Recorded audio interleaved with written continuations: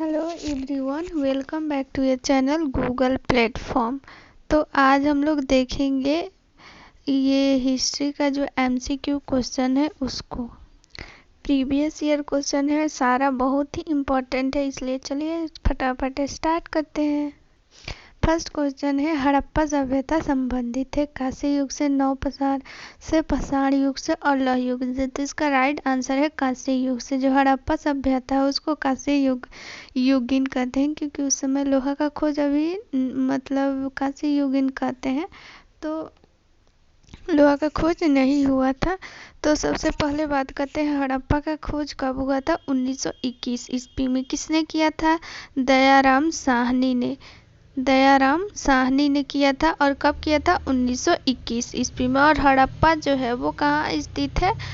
पाकिस्तान में स्थित है। और किस जिला में स्थित है? साहिवाल जिला जो है वहीं पे हड़प्पा स्थित है। और मोहनजोदड़ो जो भी है वो भी पाकिस्तान में ही, और सूतकांगेडोर जो है वो भी पाकिस्तान में ही है।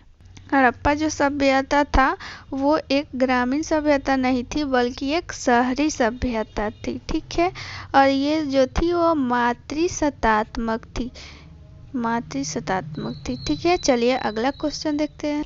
अगला क्वेश्चन है, जैन परंपरा के अनुसार पहले तीर्थंकर कौन थे? स्थूलबाहु, अग्निसार, ऋषभदेव और हेमचंद्र।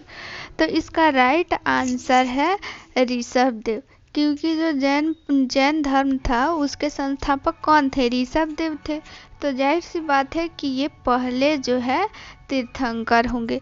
जो उसके जो मतलब गुरु का जो पदभार ये करते रहता था उसी को तीर्थंकर कहते थे। और जो ये इनका ऋषभदेव थे, ऋषभदेव का इनका प्रतीक चिन्ह क्या था? सांड था। ठीक है। अगर हम लोग 23वें गुरु की बात करें तो 23वें गुरु कौन थे? वो थे पार्श्वनाथ। और इनका जो प्रतीक चिन्ह क्या है? वो है सर्प। और 24वें गुरु कौन है? ये सभी को पता होगा, वो है महावीर स्वामी।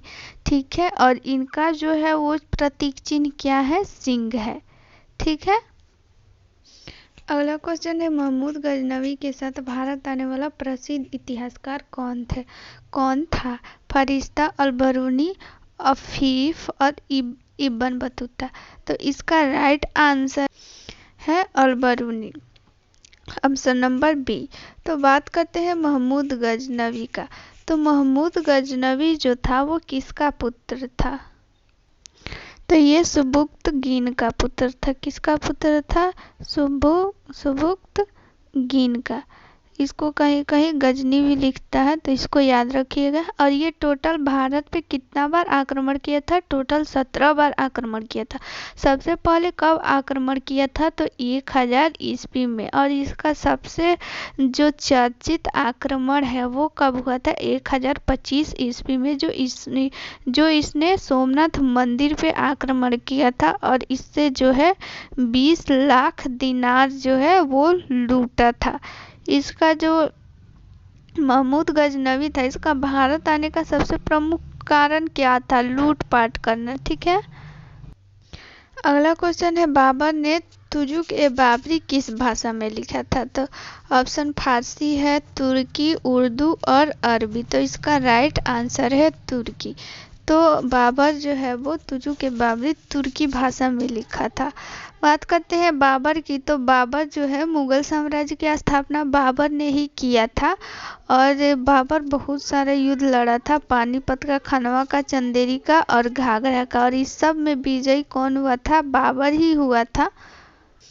बाबर की जो है वो आत्मकथा है बाबरनामा, उसी को जो है तुजुक ए बाबरी कहते हैं।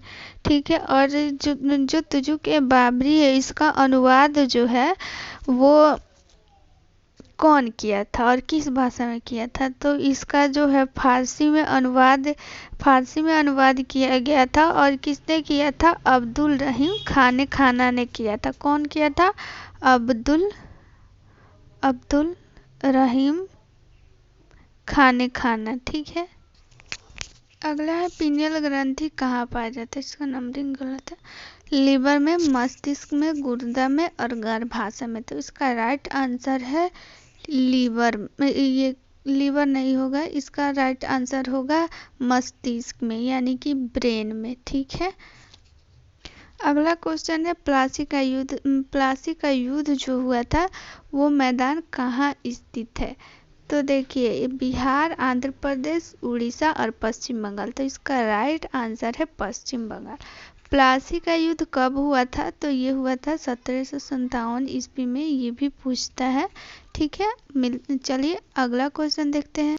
अगला है केंद्रीय चावल अनुसंधान संस्था कहाँ है। कोलकाता, वर्धमान, त्रिवेंद्रम, कटक। तो इसका राइट आंसर है कटक। तो केंद्रीय चावल अनुसंधान संस्था कहाँ है, कटक में।